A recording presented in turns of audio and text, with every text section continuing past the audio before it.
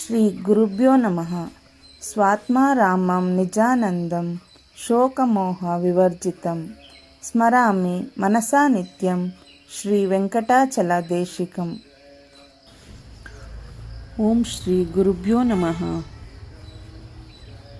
ಎಲ್ಲ ಗುರುಬಂಧುಗಳಿಗೂ ಪ್ರಣಾಮಗಳು. ಇಂದಿನ ಗುರುವಾಣಿಯಲ್ಲಿ ಗುರುನಾಥರೇ ನನ್ನ ಪಾಲಿನ ಹಲ್ಲ.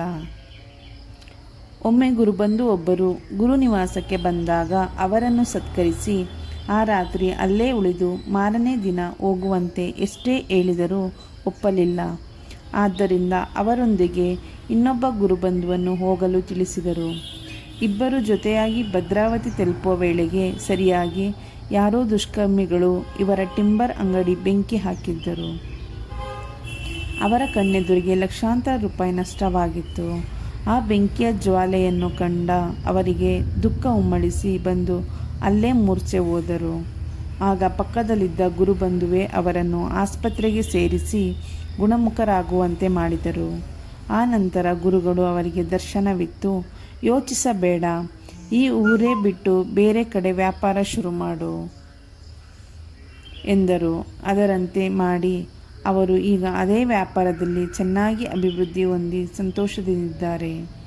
ಇಂದಿಗೂ ಅವರು ಕೋಟ್ಯಾಧಿಪತಿಯಾಗಿರುತ್ತಾರೆ. ಹಾಗೆಯೇ ಗುರುನಾಥರನ್ನು ನನ್ನ ಪಾಲಿನ ಅಲ್ಲ ಎಂದು ಕೃತಜ್ಞತೆಯಿಂದ ನೆನಪಿಸಿಕೊಳ್ಳುತ್ತಾರೆ. ಗುರುಭ್ಯೋ ನಮಃ. ಗುರುವಾಕ್ಯ ಪರಿಪಾಲನೆ ಮಾಡದಿರೆ ದುರಿತಕ್ಕೆ ಆಹ್ವಾನ. ಒಮ್ಮೆ ಗುರುಬಂಧು ಒಬ್ಬರ ಮನೆಯಲ್ಲಿ ಅವರ ತಂದೆಗೆ 70ನೇ ವರ್ಷದ ಶಾಂತಿ ಕಾರ್ಯವನ್ನು ಮಾಡಲು ನಿಶ್ಚಯಿಸಿ ಗುರುಗಳ ಆಶೀರ್ವಾದ ಕೇಳಲು ಬಂದಿದ್ದರು. ಆಗ ಗುರುನಾಥರು ಶಾಂತಿ ಕಾರ್ಯ ನಡೆಯಲಿ, ಆದರೆ ವೃದ್ಧರೆಲ್ಲ ಸೇರಿಸಿ ಫೋಟೋ ತೆಗೆಯಬೇಡಿರಿ ಎಂದು ಹೇಳಿ ಕಳಿಸಿದರು. ಹೀಗೆ ಶಾಂತಿ ಕಾರ್ಯಕ್ರಮ ಚೆನ್ನಾಗಿ ಆಯಿತು. ಎಲ್ಲರೂ ಆನಂದದಿಂದ ಇರುವಾಗ ಮನೆಯ ಬಂಧುಗಳೆಲ್ಲ ಸೇರಿ ಶಾಂತಿ ಕಾರ್ಯಕ್ರಮಕ್ಕೆ ಆಗಮಿಸಿದ್ದ 5 ಮಂದಿ ಹಿರಿಯರನ್ನು ಕೂರಿಸಿ ಫೋಟೋ ತೆಗೆಸಿದರು. ಇದಾದ ಕೆಲ ದಿನಗಳಲ್ಲೇ ಯಾರು ಆ ಭಾವಚಿತ್ರದಲ್ಲಿದ್ದರೋ ಅವರಲ್ಲಿ 3 ವೃದ್ಧರು ಇಹಲೋಕ ತ್ಯಜಿಸಿದರು. ಆ ನಂತರ ಅವರವರ ಮನೆಯವರು ಅವರನ್ನು ಭಾವಚಿತ್ರದಲ್ಲಿ ನೋಡುವಂತಾಯಿತು. ಗುರುಭ್ಯೋ ನಮಃ.